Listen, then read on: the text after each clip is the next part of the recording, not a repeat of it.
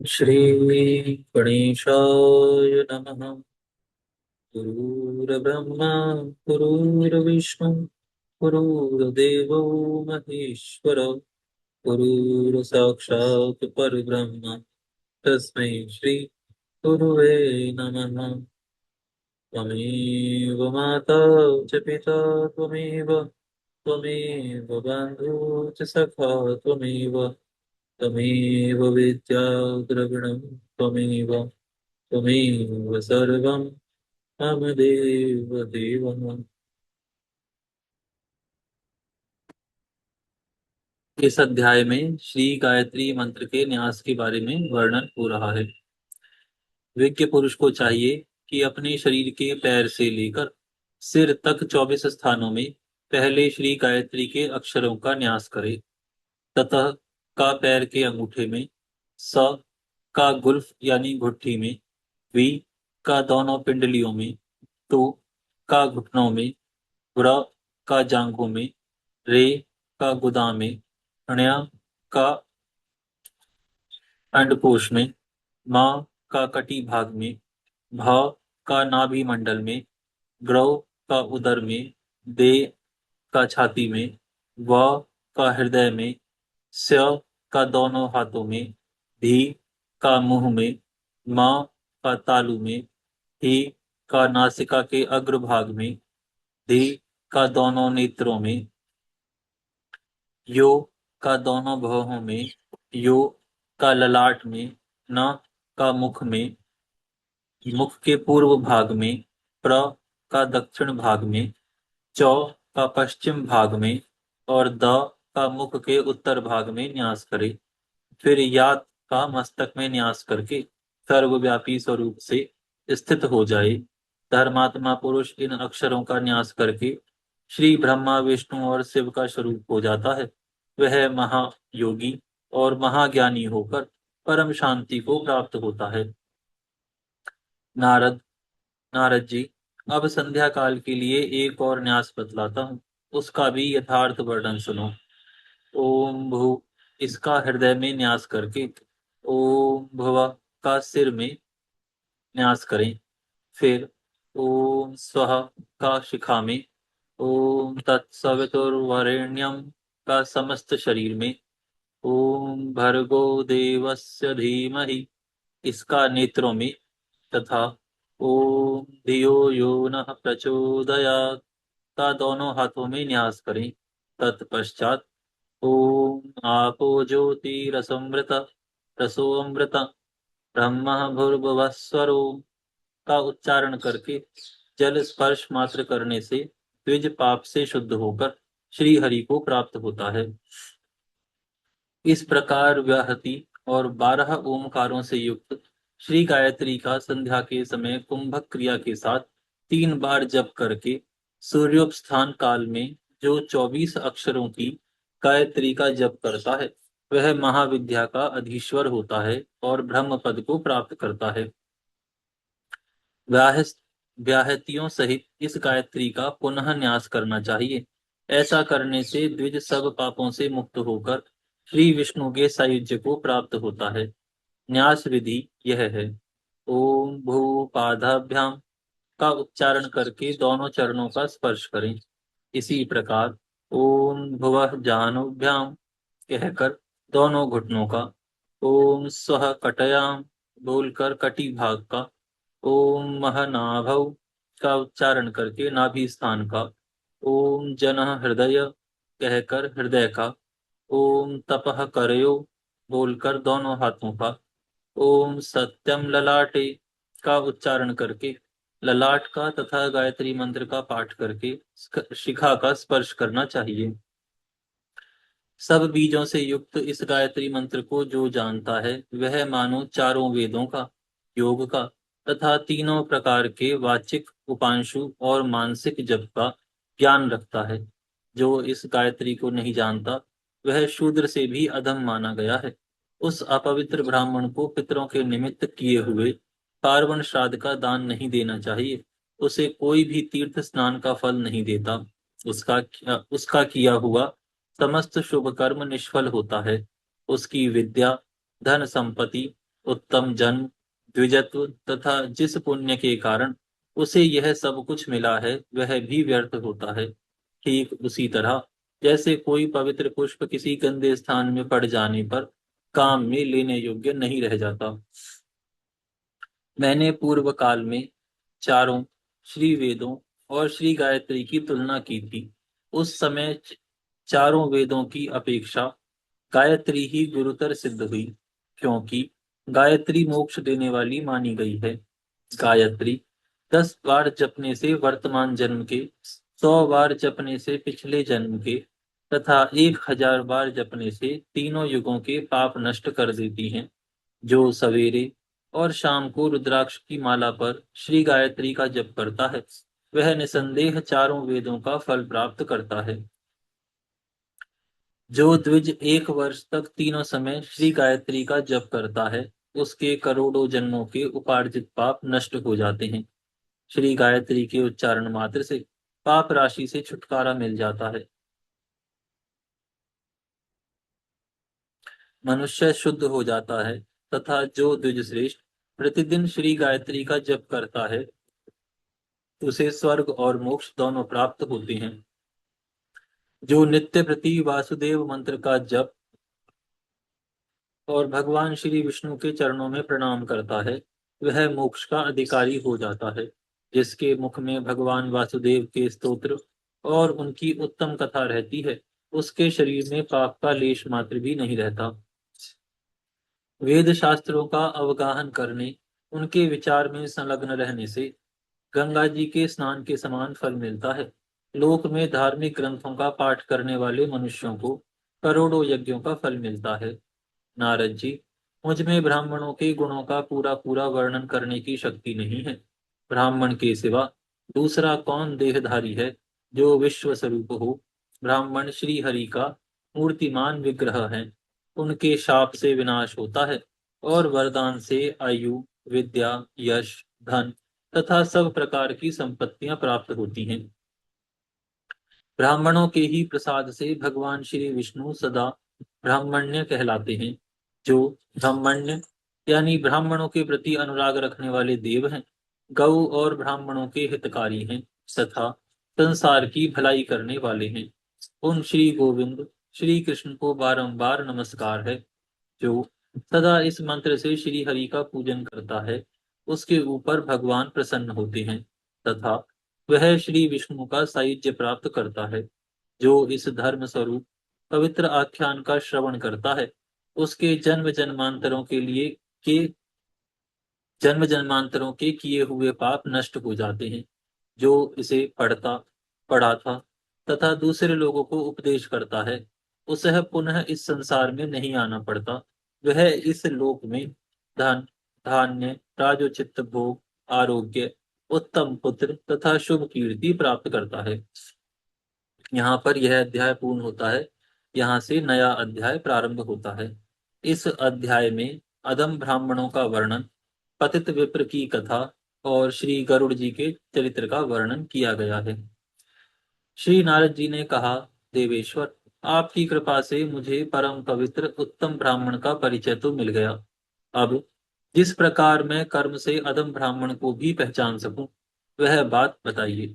ब्रह्मा जी बोले, बेटा, जो 10 प्रकार के स्नान, संध्योपासन और तर्पण आदि नहीं करता, जिसमें इंद्रिय संयम का अभाव है, वही अधम ब्राह्मण है।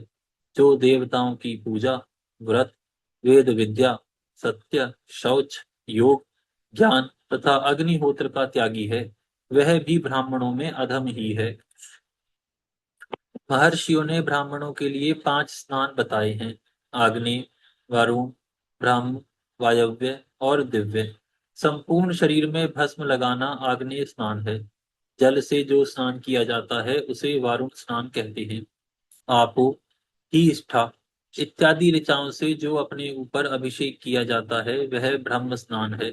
शरीर पर हवा से उड़कर जो गौ के चरणों की धूलि पड़ती है उसे वायव्य स्नान माना गया है तथा धूप रहते हुए जो आकाश से जल की वर्षा होती है उसे नहाने को दिव्य स्नान कहते हैं। उपर्युक्त वस्तुओं के द्वारा मंत्र पाठ पूर्वक स्नान करने से तीर्थ स्नान का फल प्राप्त होता है।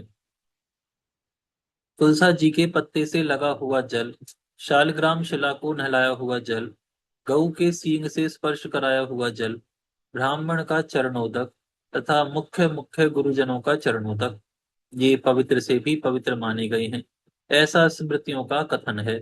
इन 5 तरह के जलों से मस्तक पर अभिषेक करना पुनः 5 प्रकार का स्नान है। इस तरह पहले के 5 स्नानों के साथ मिलकर यह 10 प्रकार का स्नान माना गया है।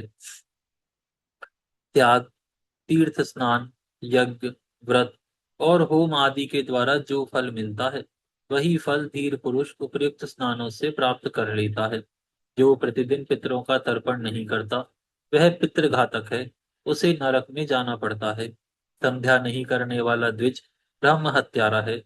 जो ब्राह्मण मंत्र, व्रत, वेद, विद्या, उत्तम गुण, यज्ञ और दान आदि का त्याग कर देता है, वह अधम से भी अधम है। मंत्र और संस्कार से ही, शौच और संयम से रहित, बलि वैश्व किए बिना ही अन्न भोजन करने वाले, दुरात्मा, चोर, मूर्ख, सब प्रकार के धर्मों से शून्य, कुमार्गगामी, श्राद्ध आदि कर्म ना करने वाले, गुरु सेवा से दूर रहने वाले, मंत्र ज्ञान से वंचित तथा धार्मिक मर्यादा भंग करने वाले, ये सभी ब्राह्मण अधम से भी अधम हैं। उन दुष्टों से बात भी नहीं करनी चाहिए, वे सब के सब नरकगामी होते हैं। उनका आचरण दूषित होता है, अतः वे अपवित्र और अपूज्य होते हैं। जो द्विज तलवार से जीविका चलाते, दास वृत्ति स्वीकार करते, बैलों को सवारी में जोतते, बढ़ई का काम करके जीवन निर्वाह करते, ऋण देकर ब्याज लेते, बालिका और वेश्याओं के साथ व्यभिचार करते, चांडालों के आश्रय में रहते, दूसरों के उपकार को नहीं मानते और गुरु की हत्या करते हैं, वे सबसे अधम माने गए हैं। इनके सिवा दूसरे भी जो आचारहीन, पाखंडी, धर्म की निंदा करने वाले तथा भिन्न भिन्न देवताओं पर दोषारोपण करने वाले हैं, वे सभी द्विज ब्रह्मद्रोही हैं। नारद जी, अधम होने पर भी ब्राह्मण का कभी वध नहीं करना चाहिए, क्योंकि उसको मारने से मनुष्य को ब्रह्म हत्या का पाप लगता है। नारद जी ने पूछा, संपूर्ण लोकों के पितामह, यदि ब्राह्मण ऐसे ऐसे दुष्कर्म करने के पश्चात फिर पुण्य का अनुष्ठान करे, तो वह किस गति को प्राप्त होता है? श्री ब्रह्मा जी ने कहा, वत्स, जो सारे पाप करने के पश्चात भी इंद्रियों को वश में कर लेता है, वह उन पापों से छुटकारा पा जाता है तथा पुनः ब्राह्मणत्व प्राप्त करने के योग्य बन जाता है। इस विषय में एक प्राचीन कथा सुनो, जो बड़ी सुंदर और विचित्र है। पूर्व काल में किसी ब्राह्मण का एक नौजवान पुत्र था। उसने जवानी की उमंग में मोह के वशीभूत होकर एक बार चांडाली के साथ समागम किया। चांडाली के गर्भ से उसने अनेकों पुत्र और कन्याएं उत्पन्न की तथा अपना कुटुंब छोड़कर वह चिरकाल तक उसी के घर में रहा। किंतु घृणा के कारण ना तो वह दूसरा कोई अभक्ष्य पदार्थ खाता और ना कभी शराब भी पीता था। चांडाली उससे सदा ही कहा करती थी कि ये सब चीजें खाओ और शराब पियो, किंतु वह उसे यही उत्तर देता, प्रिय, तुझे ऐसी गंदी बात नहीं कहनी चाहिए। शराब का तो नाम सुनने मात्र से मुझे उकाई आती है। एक दिन की बात है, वह थका मांदा होने के कारण दिन में भी घर पर ही सो रहा था। चांडाली ने शराब उठाई और हंसकर उसके मुंह में डाल दी। मंदिरा की बूंद पड़ते ही उस ब्राह्मण के मुंह से अग्नि प्रज्वलित हो उठी। उसकी ज्वाला ने फैलकर कुटुंब सहित उस चांडाली को जलाकर भस्म कर दिया तथा उसके घर को भी फूंक डाला। उस समय वह ब्राह्मण हाय हाय करता हुआ उठा और बिलख बिलख कर रोने लगा। विलाप के बाद उसने पूछना आरंभ किया, कहाँ से आग प्रकट हुई और कैसे मेरा घर जला? तब आकाशवाणी ने उससे कहा, तुम्हारे ब्रह्म तेज ने चांडाली के घर में आग लगाई है। इसके बाद उसने ब्राह्मण के मुंह में शराब डालने आदि का ठीक ठीक वृतांत कह सुनाया। यह सब सुनकर ब्राह्मण को बड़ा विस्मय हुआ। उसने इस विषय पर भली भांति विचार करके अपने आप को उपदेश देने के लिए यह बात कही, विप्र, तेरा तेज नष्ट हो गया, अब तू पुनः धर्म का आचरण कर। तदनंतर उस ब्राह्मण ने बड़े बड़े मुनियों के पास जाकर उनसे अपने हित की बात पूछी। मुनियों ने कहा, तू दान धर्म का आचरण कर। ब्राह्मण, नियम और व्रतों के द्वारा सब पापों से छूट जाते हैं, अतः तू भी अपनी पवित्रता के लिए शास्त्रोक्त नियमों का आचरण कर। चांद्रायण, कृच्छु, तप्त कृच्छ्रु, प्रजापत्य तथा दिव्य व्रतों का बारंबार अनुष्ठान कर। ये व्रत समस्त दोषों का तत्काल शोषण कर लेते हैं। तू पवित्र तीर्थों में जा और वहां भगवान श्री विष्णु की आराधना कर। ऐसा करने से तेरे सारे पाप शीघ्र ही नष्ट हो जाएंगे। पुण्य तीर्थों और भगवान श्री गोविंद के प्रभाव से पापों का क्षय होगा और तू ब्रह्मत्व को प्राप्त होगा। तात, इस विषय में हम तुझे एक प्राचीन इतिहास सुनाते हैं। पूर्व काल में विनता नंदन गरुड़ जब अंडा फोड़कर बाहर निकले, तब नवजात शिशु की अवस्था में ही उन्हें आहार ग्रहण करने की इच्छा हुई। वे भूख से व्याकुल होकर माता से बोले, माँ, मुझे कुछ खाने को दो।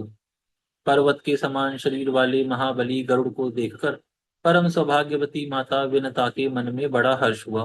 वे अपने पुत्र से बोली, बेटा, मुझ में तेरी भूख मिटाने की शक्ति नहीं है। तेरे पिता धर्मात्मा कश्यप साक्षात ब्रह्मा जी के समान तेजस्वी हैं। वे सोन नदी के उत्तर तट पर तपस्या करते हैं। वहीं जा और अपने पिता से इच्छा अनुसार भोजन के विषय में परामर्श कर। तात, उनके उपदेश से तेरी भूख शांत हो जाएगी। ऋषि कहते हैं, माता की बात सुनकर मन के समान वेग वाले महाबली श्री गरुड़ एक ही मुहूर्त में पिता के समीप जा पहुंचे। वहां प्रज्वलित अग्नि के समान तेजस्वी अपने पिता मुनिवर कश्यप जी को देखकर उन्हें मस्तक झुका प्रणाम किया और इस प्रकार कहा, प्रभु, मैं आपका पुत्र हूँ और आहार की इच्छा से आपके पास आया हूँ। भूख बहुत सता रही है, कृपया करके मुझे कुछ भोजन दीजिए। श्री कश्यप जी ने कहा, वत्स, उधर समुद्र के किनारे विशाल हाथी और कछुआ रहते हैं। वे दोनों बहुत बड़े जीव हैं। उनमें अपार बल है। वे एक दूसरे को मारने की घात में लगे हुए हैं। शीघ्र ही उनके पास जाओ, उनसे तेरी भूख मिट सकती है। पिता की बात सुनकर महान वेगशाली और विशाल आकार वाले गरुड़ जी उड़कर वहां गए तथा उन दोनों को नखों से विदीर्ण करके पंजों में लेकर विद्युत के समान वेग से आकाश में उड़ चले। उस समय मंदराचल आदि पर्वत उन्हें धारण नहीं कर पाते थे। तब वे वायु वेग से 2 लाख योजन आगे जाकर एक जामुन के वृक्ष की बहुत बड़ी शाखा पर बैठे। उनके पंजा रखते ही वह शाखा सहसा टूट पड़ी। उसे गिरते देख महाबली पक्षी राज गरुड़ ने गऊ और ब्राह्मणों के वध के भय से तुरंत पकड़ लिया और बड़े वेग से आकाश में उड़ने लगे। उन्हें बहुत देर से आकाश में मंडराते देख भगवान श्री विष्णु मनुष्य का रूप धारण करके उनके पास जा इस प्रकार बोले, पक्षीराज, आप कौन हो और किस लिए यह विशाल शाखा तथा ये महान हाथी एवं कछुआ लिए आकाश में घूम रहे हो। उनके लिए इस प्रकार पूछने पर पक्षीराज ने नर रूपधारी श्री नारायण से कहा, महाबाहो, मैं गरुड़ हूँ। अपने कर्म के अनुसार मुझे पक्षी होना पड़ा है। मैं कश्यप मुनि का पुत्र हूँ और माता विनता के गर्भ से मेरा जन्म हुआ है। देखिए, इन बड़े बड़े जीवों को मैंने खाने के लिए पकड़ रखा है। वृक्ष और पर्वत कोई भी मुझे धारण नहीं कर पाते।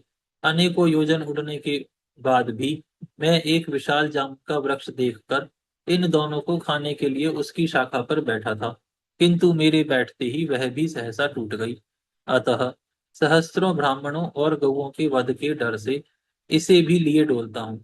अब मेरे मन में बड़ा विषाद हो रहा है कि क्या करूं, कहाँ जाऊं और कौन मेरा वेग सहन करेगा।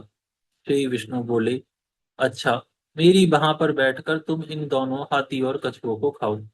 श्री गरुड़ जी ने कहा, बड़े बड़े पर्वत भी मुझे धारण करने में असमर्थ हो रहे हैं, फिर आप मुझ जैसे महाबली पक्षी को कैसे धारण कर सकोगे। भगवान श्री नारायण के सिवा दूसरा कान कौन है जो मुझे धारण कर सके। तीनों लोकों में ऐसा कोई कौन ऐसा पुरुष है जो मेरा भार सह लेगा। श्री विष्णु बोले, पक्षी श्रेष्ठ, बुद्धिमान पुरुष को अपना कार्य सिद्ध करना चाहिए। अतः इस समय तुम अपना काम करो। कार्य हो जाने पर निश्चय ही मुझे जान लोगे। गरुड़ जी ने उन्हें महान शक्ति संपन्न देख मन ही मन कुछ विचार किया। फिर एवमस्तु कहकर वे उनकी विशाल भुजा पर बैठे। गरुड़ जी के वेग पूर्वक बैठने पर भी उनकी भुजा कांपी नहीं। वहां बैठकर गरुड़ जी ने उस शाखा को तो पर्वत के शिखर पर डाल दिया और हाथी तथा कछुए का भक्षण किया। तत्पश्चात वे श्री विष्णु से बोले, आप कौन हैं? इस समय आपका कौन सा प्रिय कार्य मैं करूं? भगवान श्री विष्णु ने कहा, मुझे नारायण समझो, मैं तुम्हारा प्रिय करने के लिए यहाँ आया हूँ। यह कहकर भगवान ने उन्हें विश्वास दिलाने के लिए अपना रूप दिखाया। मेघ के समान श्याम विग्रह पर पीतांबर शोभा पा रहा था। चार भुजाओं के कारण उनकी झांकी बड़ी मनोरम जान पड़ती थी। हाथों में शंख, चक्र, गदा और पद्म धारण किए सर्वदेवेश्वर श्री हरि का दर्शन करके गरुड़ जी ने उन्हें प्रणाम किया और कहा, पुरुषोत्तम, बताइए, मैं आपका कौन सा प्रिय कार्य करूं?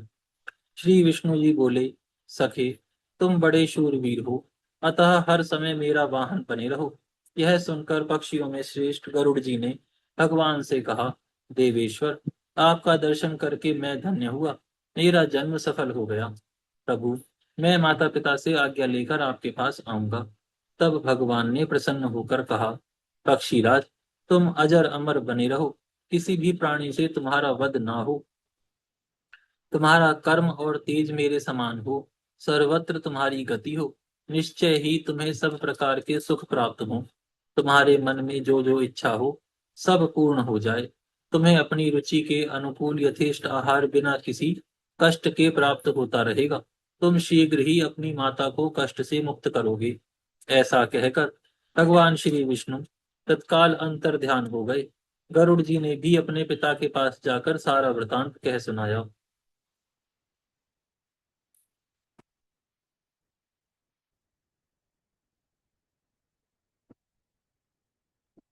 आज यहाँ विराम करते हैं, फिर कल से प्रारंभ करेंगे। हे गौ माता, आप सभी देवी देवताओं की माता, सभी पुण्य का पुण्य, सभी तीर्थों का तीर्थ है। हम सभी आपको दंडवत प्रणाम करते हैं। आपकी कृपा सदैव हमारे ऊपर बनी रहे। धर्म की जय हो, अधर्म का नाश नाश हो, हो, प्राणियों में सद्भावना हो, सद्भावना हो, विश्व का कल्याण हो। कल्याण हो। गौ माता, राष्ट्र राष्ट्र माता, माता गौ हत्या बंद बंद हो। हो। श्री पद्म पुराण की जय हो। जय हो। आज के आनंद की जय जय हो। हो। नमः पार्वती पतये हर हर महादेव। जय जय श्री राधे श्याम।